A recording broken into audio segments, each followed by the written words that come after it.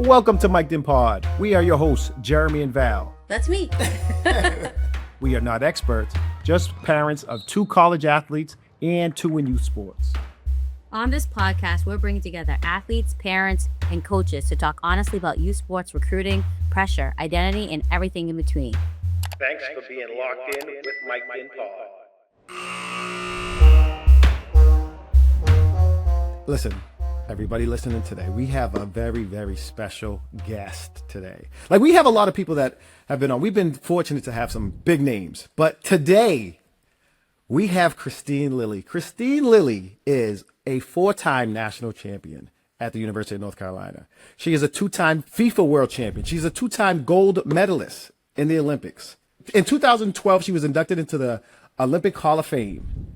She is better known as the Queen of Caps. Miss Kristine Lilly, everybody. Thank you, Jeremy. Thank you, Val. This is great. Yeah, he's a legend. You're a legend. This is A true great. legend. Thank A true you. legend. And I'm a this parent is gonna be too, fun. trying to figure it all out. And that's what this is. This is about. We did this podcast for parents trying to figure it out, for coaches trying to figure it out, and we're trying to just bridge the gap and have this conversation that's needed. Right. So my first question is for you. Yes. You've been to the top. You heard all the accolades I just read off. Was there a moment that you realized that you could compete at the highest level? No, it's funny. Like when I think about my career and the early years and starting and all that, it was a time when women's soccer or women's sports, there wasn't any. Like there was no pro stuff to see. Like the only people I think I remember looking up to were tennis players that you saw on TV, or just every 4 years the Olympics come around. But all the athletes were so young, and there was no professional women's sports anywhere. So I never really envisioned playing on the U.S. women's national team because there wasn't a team until 85. And in 85, I was 14. So I grew up in the 70s. And so there was nothing I was really aspiring for. What I really wanted to do, I wanted to play second base for the New York Yankees. That's what I wanted to do, But I knew I never would, but I was like, oh, I'm just going to keep trying. So there was never really these visions of being like, the only vision I had was to be an Olympian. I wanted to be in the Olympics. That was really the one thing I wanted. That's cool. And how were your parents with that? Were they like, okay, they just knew you were athletic and they just kept pushing, or? They were sports oriented house. The weekends always sports on TV. My dad always watched boxing, and I was always hoping it was like a 3-round boxing match instead of the 15. So, but my brother, I have an older brother who whatever he did, I did. So baseball was huge in our house. Then I played soccer. I played with the boys because there wasn't a lot of girls. I played hardball with the boys till 8th grade. I played with the girls the boys soccer till 8th grade. So we were just playing sports. I played football in the backyard, kill the carrier. It was like whatever it was. Yeah. And my parents the one lesson they did say was you can't quit. So, if you're going to try something, you're going to finish it out. And I even did piano and I hated it, but I had to finish out my lessons. And they just were supportive. It was totally, you grew up, my parents, and they don't even know what soccer was about, but Yeah. my dad knew sports. He's like, he had to get in the goal. So he wanted to get the goals. Yeah. We always say that because our oldest daughter played soccer, and she played at Division I level, but I had no idea what soccer was about. I still don't really know. Like I always say the story, my soccer experience was, I was stop it, Val. I like my stories. Let me tell my stories. Every Let me tell my story. Unreal. I remember I was dribbling the basketball, and the soccer coach was there. I must have been like 9 years old. And the soccer coach was standing there, and he comes over to me and he says, hey, are you Caleb's little brother? And I'm like, yeah. He said, are you fast as Caleb? I'm like, yeah. He's like, you want to play soccer? I said, no, I'm going to go play basketball. And I dribbled away. That's my soccer life. That's it. So I had no idea what soccer was about. And I still don't. Yeah. Watching my daughter play, I still don't even know. Yeah. Well, it's actually, as parents, it's almost better that you don't, to be honest with you. Like, I know so Why? much. Why do you say that? Well, because I know so much, so I'm just like, oh man, so Oh, not saying that I have all the right answers, but I see some things I'm like, oh, they probably should do this, or why is my daughter not doing that, or and then when she do comes you ever home, step in? no, no, nope. And I try the hardest part for me because as parents, we want to help, right? We always want to do whatever we can to help our kids. So when they come off, I'm like, oh my God, do I say anything or wait? Do I tell her? Do I Oh, and it's not like how bad she was or like things she did wrong. It was like, okay, this moment or this. And my oldest now, she's a junior, so now she's starting to we talk a bit and like so we can get it. My youngest is still like, okay, maybe I just give her a little space. But there's Yeah. just I so much like I this. want to share and help. This is Do like they a want the lesson in car ride home itself. talk? Do they want you to say things in the car ride, or do you wait for them to initiate? My oldest is what you kind of talk right after, and maybe she doesn't want it. I don't know, but she hasn't yelled at me yet. So my youngest, I This think is I like a need to lesson, though. wait. Yeah, I think my I youngest, like I need to. that. Go on, go on. I'll See just what he's finish. doing, Kristine? Like you Stop haven't it. finished Stop your it. thought, and Stop he's it. like, "Please." I'm so I'm sorry. I'll excited. let you finish. Go on. I cut my husband off all the time. So I'm not- but I think you just got to balance it. I think overall, if I could do some things over again, I probably would be quieter and let them um come a little bit to me about it. And I'm trying to do that with my youngest. But I feel like if I wait, then the moment they're gonna forget. So I'm like, I gotta tell you. So it's like it's hard. That's why I'm saying it's Yeah, almost better yeah, when you don't know the sport and you just kind of like, oh, it was so great to see you play today. It was so fun watching because there's no things I could share.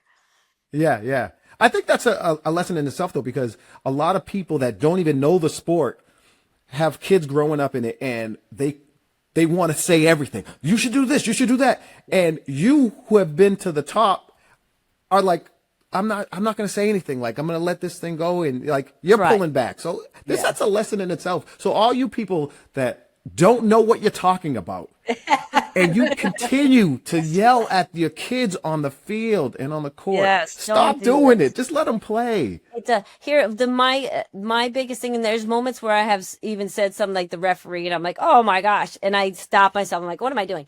Because when you hear other people do it, it sounds terrible. It's so yeah. It sounds terrible when they're saying it to their kid, even if it's like oh, go to the goal, score. And sometimes I'm like telling like I'm like go, and it doesn't sound good. So like if you step out and listening to other people, that's what you sound like. Don't do it. Just Yeah. let the kids play. And I mean the coach, whether you agree with the coach or not. I mean that's what the situation is.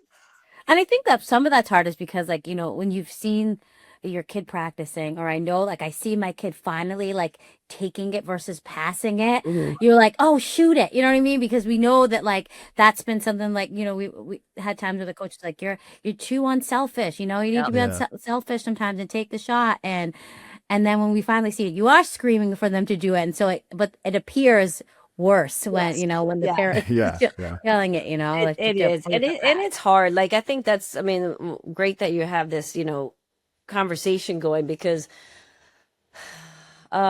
it's hard. It's hard to know what's right or wrong. Just as a parent in general, not even sports, just like what you're doing is right or wrong. There's not really a right or wrong, but I think we also the kids I think we went through things where we hurt or we got hurt or things were hard, and we don't want that for our kids. But I think Yeah. that's the only way they grow. And I mean, we know that, but it's almost like you don't want them to go through the hard times. But that hard times is where they start to stand up strong and tall. And you're Yeah. like, wow. And that's, I think, the hardest thing as a parent is to let your kids go through that stuff. Yeah. And I think it's what's hard now is like too is that like I know your daughter's one of them's going to be playing soccer in Mhm. college, right? And so before there wasn't this like post like I committed, I'm Mhm. going here. So they just have a different added pressure, and there is something to like they see that there's opportunity for them to go and possibly have NIL or make money, and there's pressure around them to be better than and be exposed a little bit more to what we were. So I think that that's hard in itself when there's so much competition and everyone's putting out there like, oh, I'm going here, and like we said it often, and I don't know if you've experienced this, but we got to a point where we just wanted to talk to people about how to do it.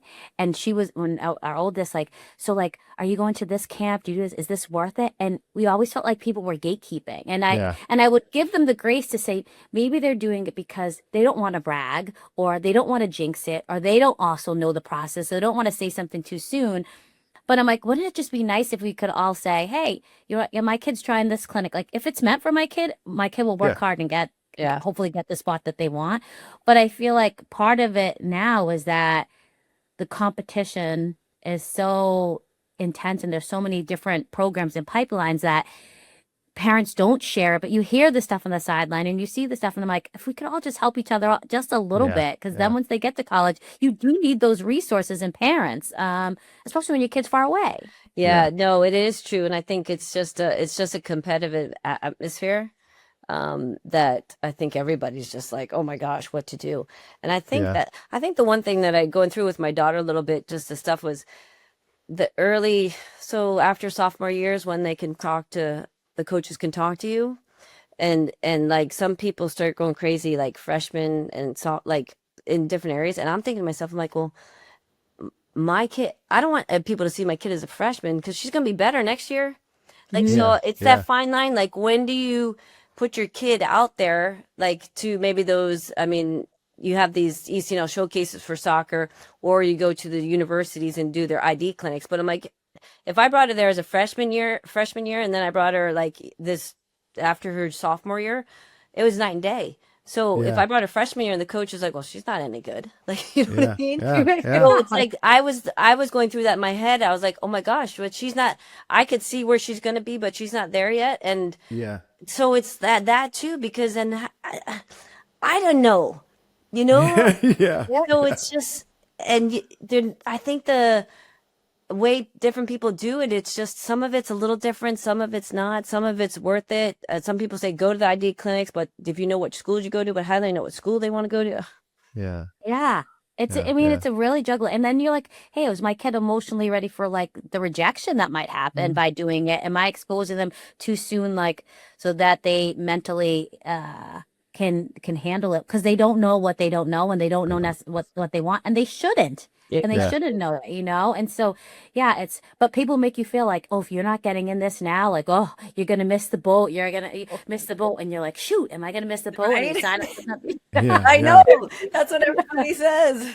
Yeah. I'm like, if my kid doesn't want to do this, that's fine. I just don't want to be the person that screwed it up because I didn't actually like make myself more aware of the system. You know what I mean? And I think that's people don't know the system, and NCAA rules and things are changing so quickly. Yeah. Like, really like yearly, that you don't know. And it's like, that's why we wanted to do this, so people could Yeah. just hear, like, sometimes you just take a step back and like Yeah. gauge your kid and like learn a little bit, listen, and then let it play out a little bit. Yeah. I think the game itself, if you look at your kid playing, like they're responsible for that. Like, so like I tell my kids, you go out there, you work hard, and you be a good teammate. Those are the only two things that you can control. Like, if you do those things, good things gonna happen.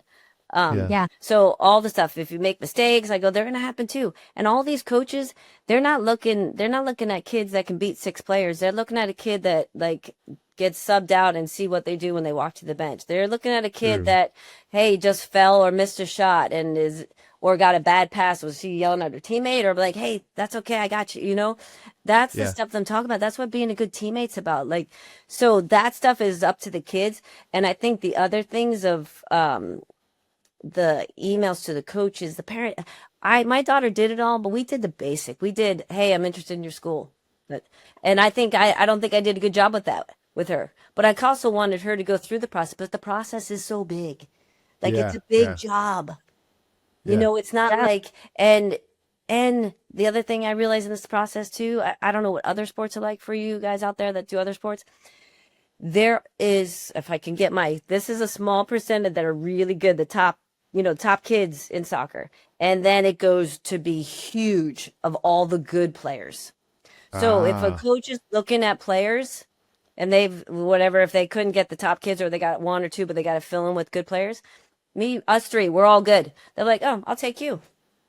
Or I'll take you. Oh, you're not in, I'll take you. Like, they have other options now Yeah. Yeah. because everybody's good. So that's what I kind of realized in this whole process in this year with my daughter, that there's more options. Yeah. That's Yeah. and Wow. so being special, like you can have a special thing. Maybe you're a lefty and that kind of stands out, or you're 5'10", or you're fast. I mean, those kind of things you can't control.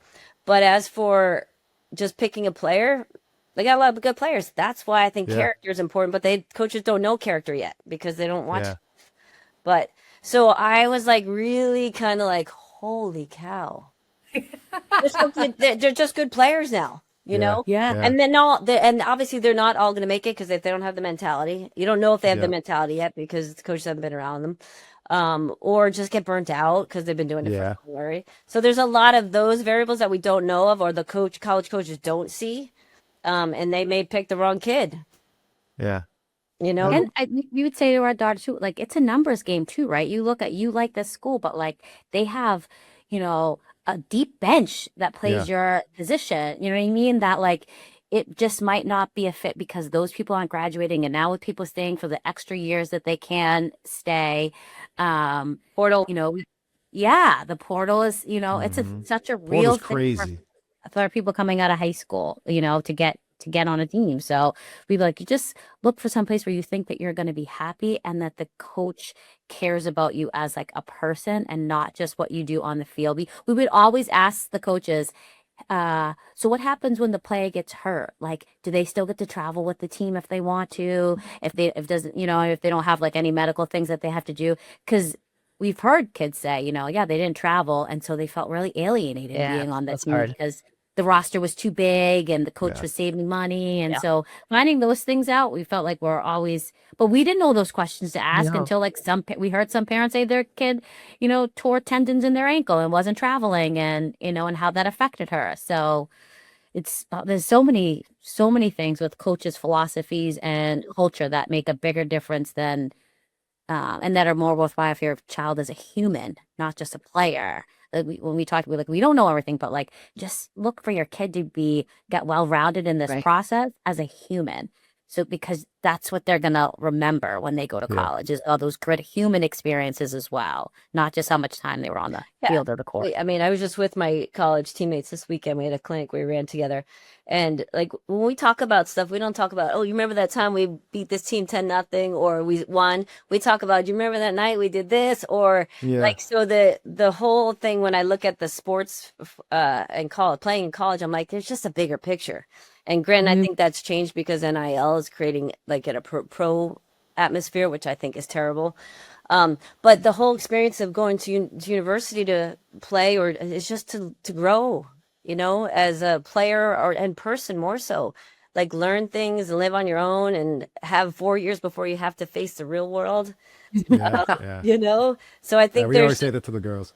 yeah, you're Yeah. right. There's just a lot more to it that I think we've lost because of this cat and dog, this race to Yeah. get to college, and then after that, it's like, oh, can I try to make the national team and or the pro? It's like just enjoy where you are, Just like enjoy it. yeah. like live where you are and compete and have fun and do fun things. Yeah. Yeah, I How was agree. the recruiting process when you were playing? When like why North Carolina? Okay, so here's the deal. So when I think about recruiting, when my oldest was not little, but like 6th grade, I was like, oh, if they're good enough, the coaches will find them. But now I told you that pool of good is really big. So if they don't find you, it's because they found someone else first, So when I was growing up, the coaches were searching for players because they didn't have this ECNL showcase to go to. They were traveling around to this and that state teams.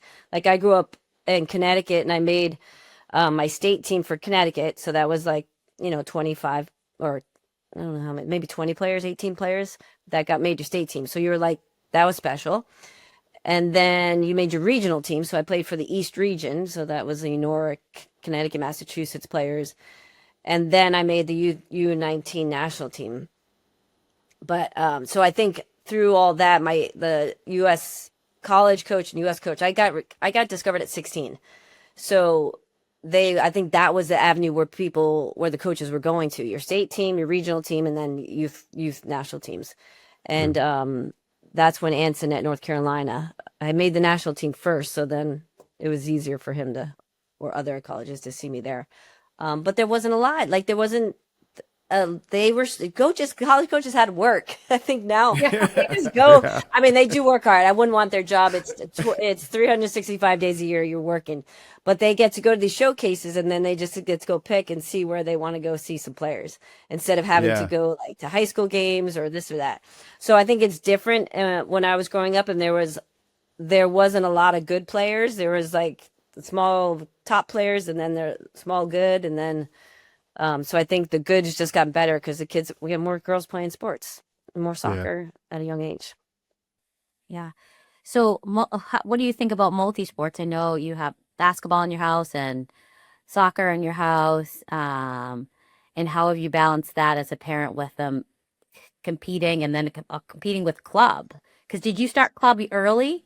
No, because I was able to coach my kids. So I kind of created a small club in our town. So I coached them till about 7th grade. So like 4th to 7th for 4 years, like instead of doing clubs, so I kind of coached them. But I believe in multi-sports. I think it's the best thing for any athlete playing any sport. I think it's very hard for the kids to do it now because every sport's all year round. And if you love soccer and you take like a season off, you do get behind a little bit. I'm not going to say a lot, but I think you do a little bit because all these kids are playing year round. So I think that whole system is crazy. I also said that I wasn't going to be the parent that had my kid playing any sport, like more than one sport at the same season. And now my daughter Yeah. had 6 games this past weekend in 3 days. So, or my daughter played basketball in high school, had basketball, and then would go to soccer at night. Yeah. So, been Yes, there. we were there. We've been right? there. So I Yeah. think we're all there, and we all are doing things probably we thought we said we'd never do. I don't think as parents we have the power to change what's created in new sports, but I think it's navigating your child, but also wanting them happy. Yes. And she's going to play soccer at college, and she's still playing basketball because she wants to be with her friends, and she wants to. And Yeah. we talked to the college coach, and she's like, have her play, you know? So I think you got to read your kid and know the capacity that they can handle things, or just the happiness. I mean, you want them, like we're missing the kid stuff and all this sports stuff. We're missing the kid stuff. Like go like play for your high school, laugh with your friends, go somewhere, And I think that's where the kids feel like so much pressure and tense because they can't be a kid, let alone Yeah. the cell phones. You catch doing something stupid, you're screwed. Yes. Yeah. So I mean, happiness is so underrated. We say that to our kids all the time. And we were in the same situation with, you playing at a high level of basketball, your high schools did so well. Your daughter's high school did so well. And our daughter would have to go to basketball, and then she would have to practice with another team for soccer Mhm. because in order to, stay committed and show her team that Yeah. she wasn't just going to play if she Yes. didn't do the same amount of practices. And she did it and loved it and was like, okay, this is just what I have to do. I think it comes down to coaches allowing a kid to prove that they can do it and still be a contributing teammate if you give them the parameters to do it. And versus just saying, you know what? Nope, I need everyone here at this time. And we were lucky with the Scorpions that they allowed that. They said, yes, we had. yeah, he said, you know what? You got basketball, your basketball team's good. I think that's great. And, but you just, in order for you to, start or do whatever, you've got to be at another practice. Mhm. And so she would do it. And so like give Yeah. the kids those opportunities. They'll make the decision like, you know what? One is worth it or one's not, or I can't handle it. And we would say to her, like, and this is controlled stress, you know what I mean? You either figure it out or you don't, you have to give one up, and it worked out. But I think a lot of coaches aren't giving those options. And there's some kids that it's really worthwhile for them. Right. And I think it's a small percentage that are trying to juggle a couple things. Because I Yeah. don't think all kids are able to do that. Mhm. And I understand the side of the coaches a bit of, well, if you're missing practice and all these other kids are here. So I told my daughter too, I was like, listen, in some situations, if you're not there, you're going to have to sit or wait Yeah. your time. Like you're going to have to do some consequences with your choices. Not saying your choices are bad, but if you're going to try and do this and then you got to go to your game, but coach is like, hey, listen, you weren't at last practice, so you're not going to start. You just got to understand that that's what can happen, and it's okay. Yeah. Yeah. Right? That's why I think we have to remind Yeah. them. It doesn't mean that your choice was wrong. It's just like, this is your choice, and this is just some of the consequences that come with it. And I think that's what kids have to start to realize, that there's not a really wrong choice. It's just like your accountability. So this is, people aren't being held for accountability anymore. So this is like kids learning, Yeah. like, and it's less stressful in a sense, because like, okay, if I don't go, then I'm not going to start. Okay, at least I know, and this is what's going to happen. Yeah. We just said that we were just at it like a kind of like a poll. And we were saying that coaches need to put out what the system is. That's, I think, a lot of times what parents are frustrated about. This is when parents are jumping from maybe the town or the rec team and going to the club, and or they're upset about want to talk to the coaches because the kids sit in the bench, or about playing time. It's just because they don't know the system. They don't know why these situations happen. I think we have a lot of programs charging lots of money and not actually telling, like, hey, these we're going to evaluate your kid at the end of the season. And, we had a coach for our oldest that said, hey, you don't shoot with your left foot. If you can't finish in front of the net, you're going to be a D-back in college. And she was like, oh, I was like, so like, he's giving you like parameters of like where he needs you to improve, and so you can either, so she couldn't come in the car and complain with us. I'm like, well, did you do what he said? Because like, are you practicing this stuff on your own, or are you just gonna like keep thinking you're gonna, like, he's telling you, he's telling you things you need to work on. I think if more coaches, and I know all parents can't handle it, but if it's out there, then it's like it's on your kid to like to make it happen if they want to. It's on them for they're what they do on the field. It's definitely, I agree with that. I think parents do get involved too much, like with if their kid's not playing, but I understand, and part of me I understand, because you're forking over all this money. Like, if I'm paying the money, my kid's not playing, like, that stinks. Yeah, that was another poll question we had. Yeah, because that's the element of the return on your money. Yes. And granted, and I think partially also the soccer world, the club world out there, they're making a team for everybody. So there is a place for kids to play. So if you're not on this team, you're going to play here. And that's just that's kind of putting you where your kid level is. That's of the. What do you mean, like in the club world? Yeah. So like you're a EC national, regional, South, whatever, they have teams that they bringing, because they want to bring numbers to their club. Yeah. So there is a place, and not everybody will, but like, if you don't move up, that's you as a parent have to decide if you want to commit those dollars if your kid's not playing on the highest team, if that's what your goal is, like, but I think the town system's getting hurt from the club because they're creating more teams, and then we lose that town. Lose the town. There's a lot of elements. I mean, we could talk for like 8 hours. How important is the town soccer to you? Is that needed? I think yeah, I think so, because I think it reminds me of high school. So you want to play for your town, you want to play with your friends. Yeah, you want to play, like my daughter does the club, and then we still play town, and that creates 6 games on a weekend because we had. And I think we are all juggling it, but I think it's about being with your friends. That's the same thing as high school. So I think there's definitely a place for it. And I think you have parents that are coaching it, so it makes it a community thing as well. And, I think there's a place for it. I just think clubs coming in and taking more of a role from those, making those kids like, oh, I should probably do club because then I'm going to do here.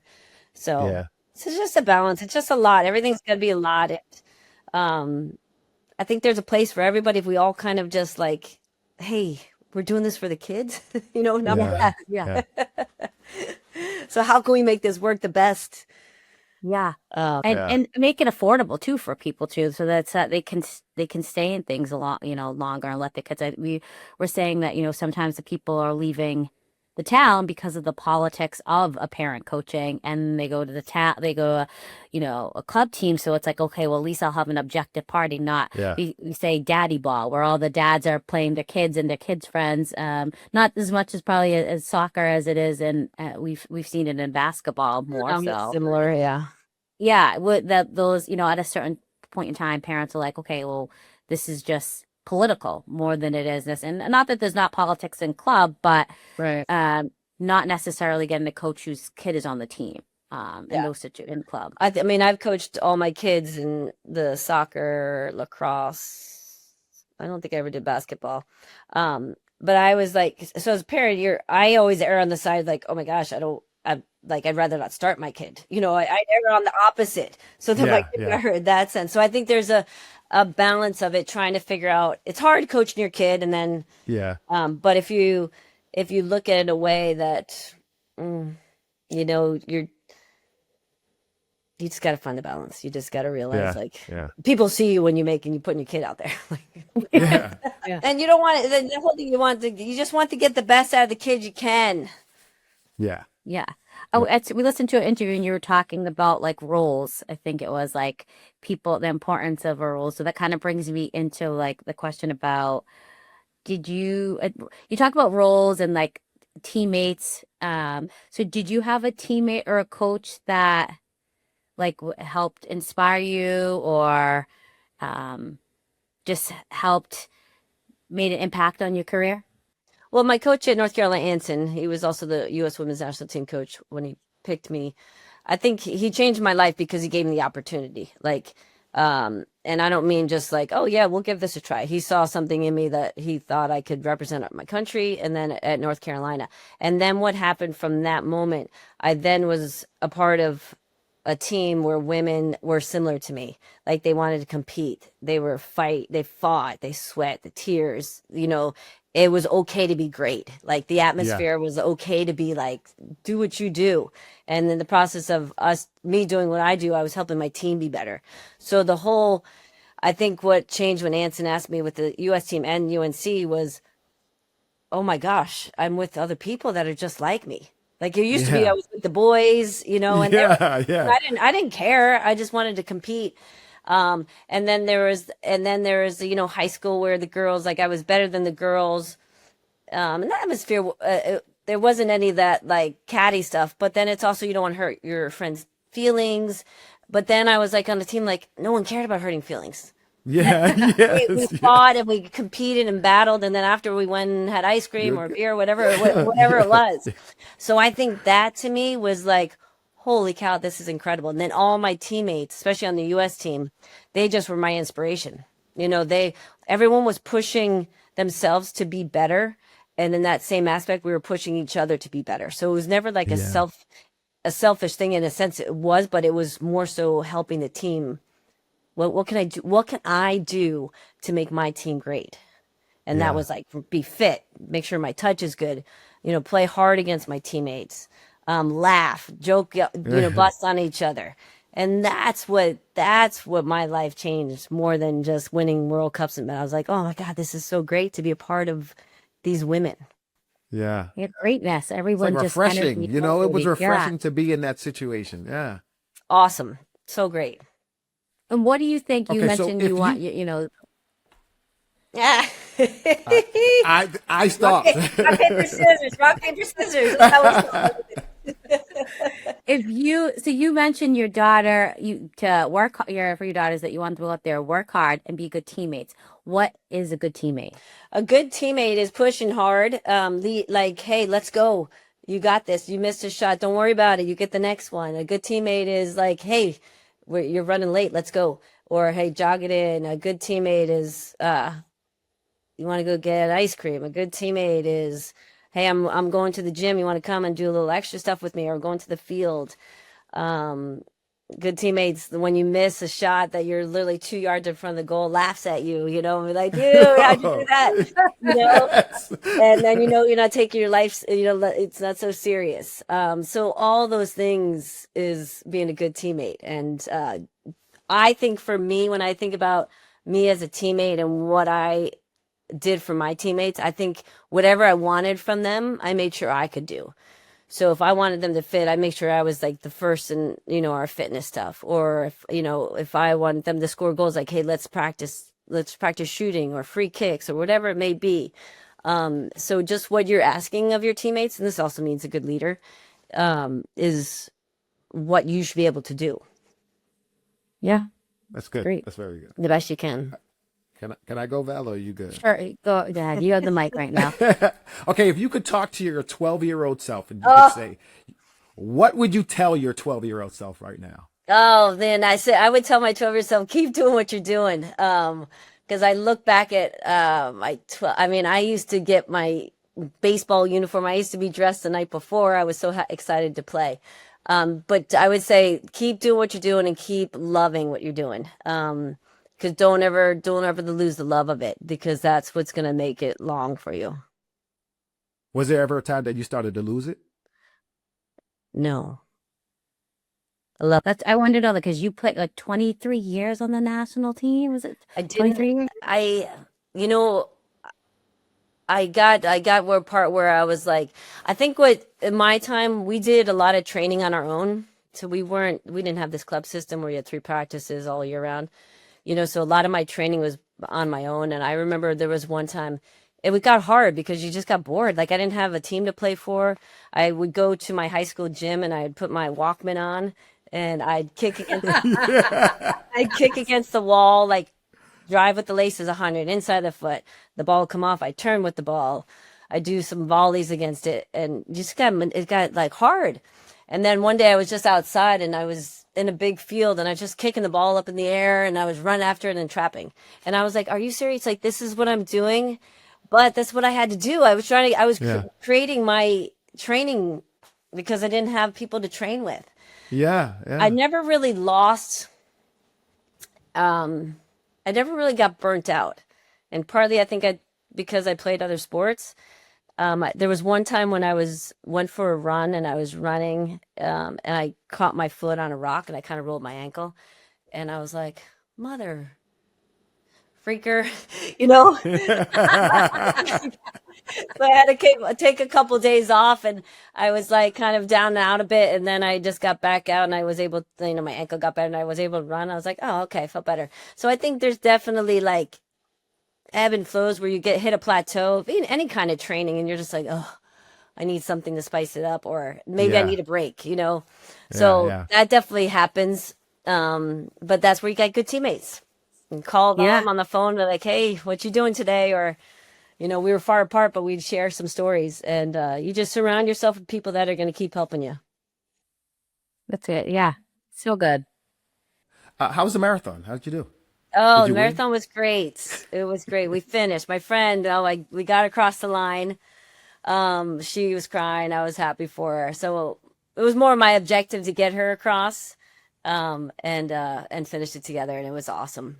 It's like the most, I don't know, like people, I think before I ran my first one, I was like, no way am I running a marathon. Then when you get trained for it, it's so different. And then afterwards, like, it's the most amazing day. People are cheering for you. They're cheering for you, like, and you're never going to win. Like, they're cheering for like 29,999 people that aren't going to win, Those 2 male and female.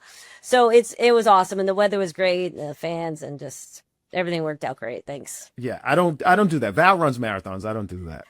I mean, I don't run that many, but it is an awesome experience when you get there. Yeah. Yes. I mean, when I ran one, told them, I go, listen, just have a booth at the restaurant, just have food ordered for me. I'll tell you when I'm done. Walk down and help me get there if I need it. But I'm not even doing this for anyone. I just want to cross for myself. There's just something, like, and that's what it's awesome. Yes, that's exactly how she felt, and she never thought she'd ever run one, and it was cool. That's very cool. Oh, that's good.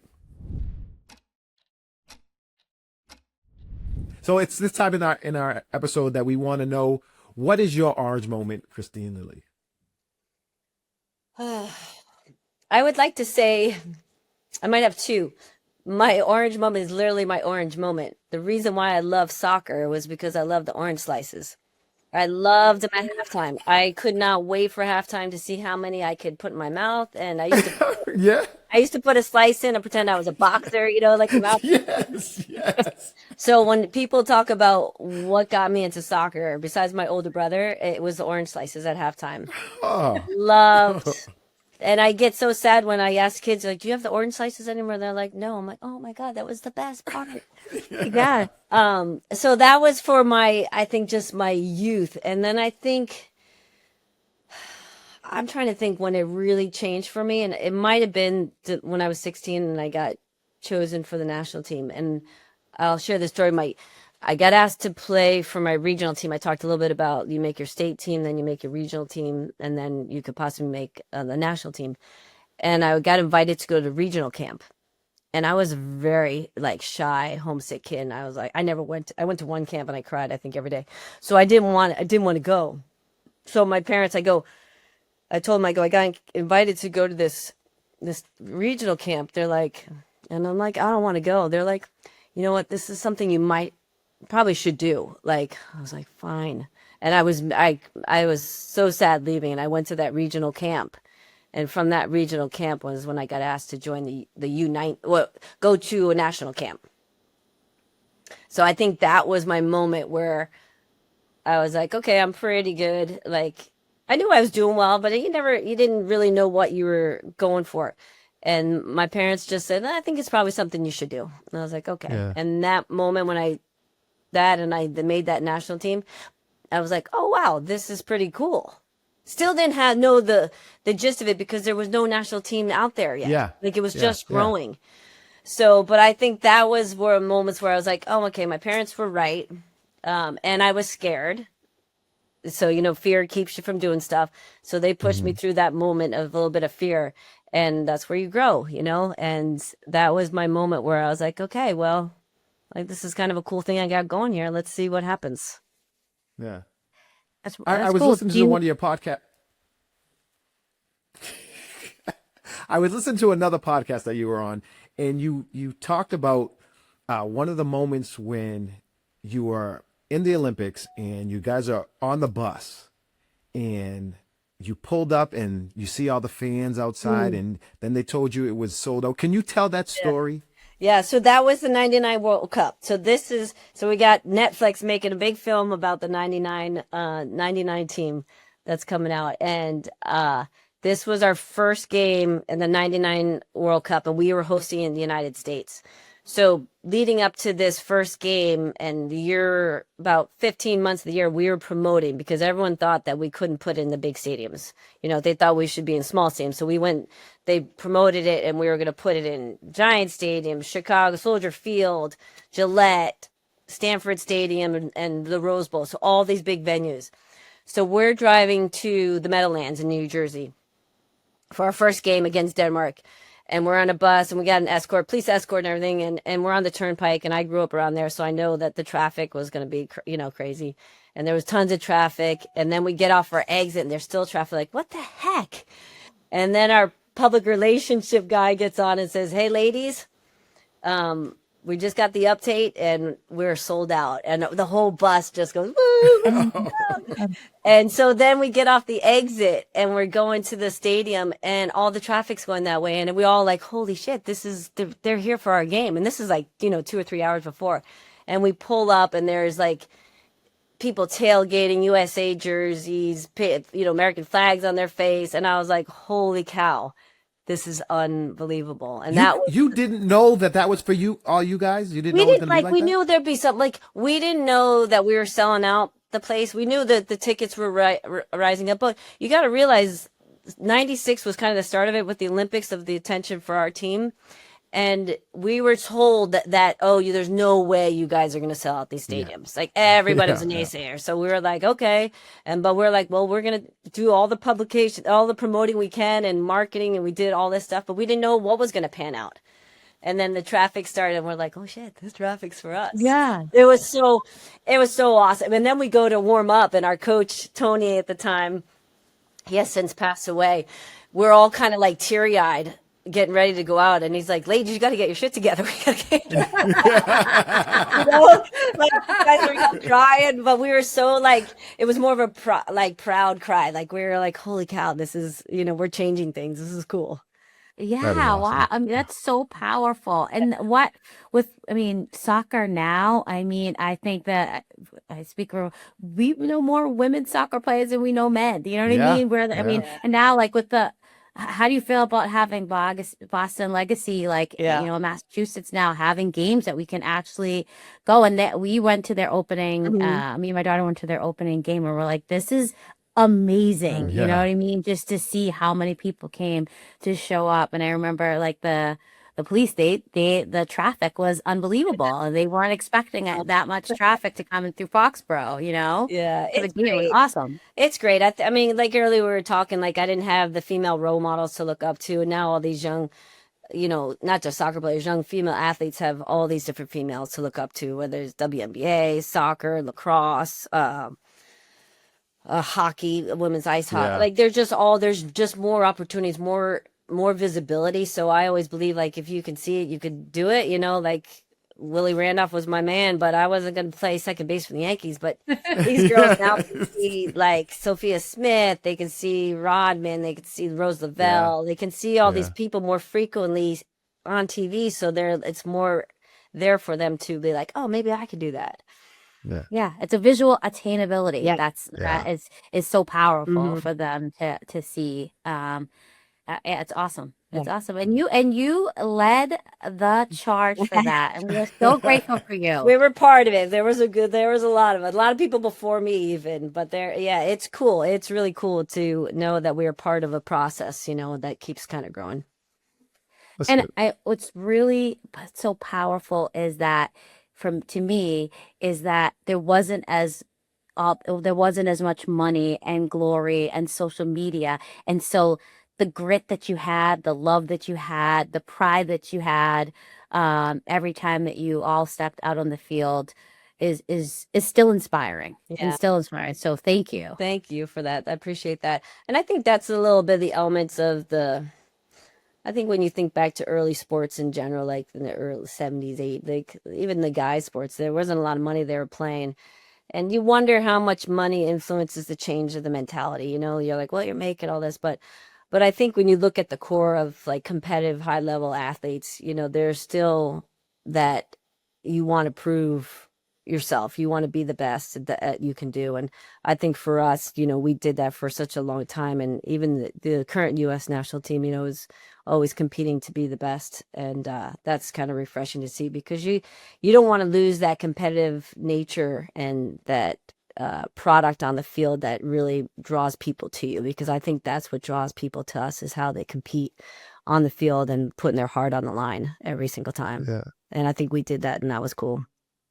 So cool. So awesome, cool. awesome, awesome. And All right. one more thing, because when she says that about like, being in her baseball uniform and so excited to play and compete, and I hope like just hearing that and parents can hear that is like, let your kids be excited. Let's keep pushing the excitement to just be out there and compete and let it evolve the way it needs to for them. You know what I mean? And just keep the love of the sports going and let your kids guide whether they stay with it and push forward or if they decide to pull back. But either way, it's going to be a great memory for them. They're going to build great friends if we just let them play. Yeah. Yes, I told it. Well said. Well Spot said. on. Well said. That's what it is. Let the kids do it.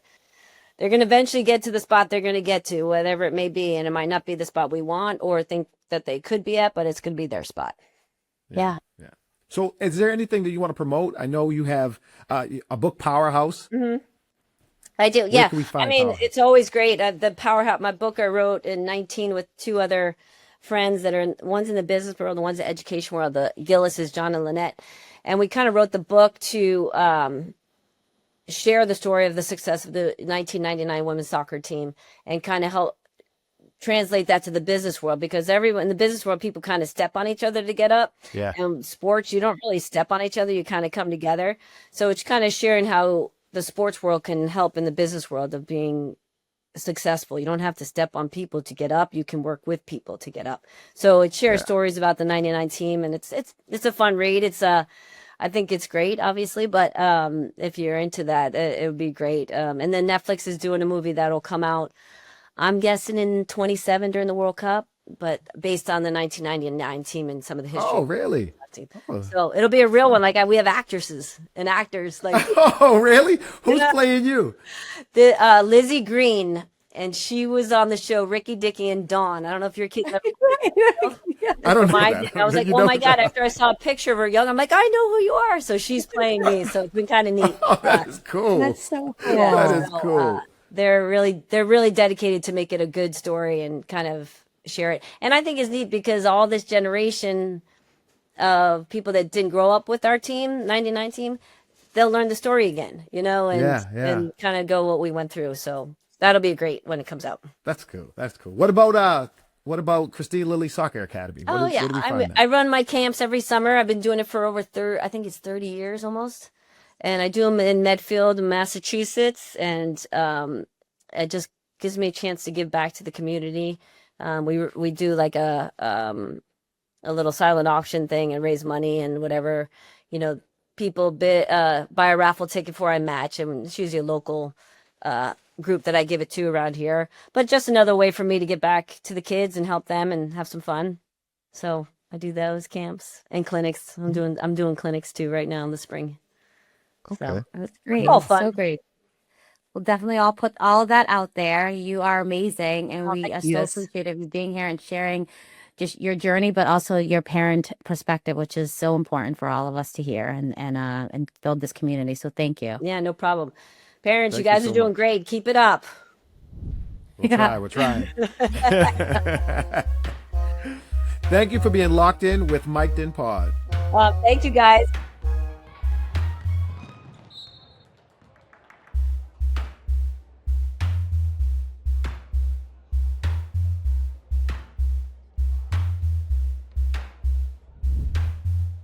Thanks for being locked in with MicdinPod.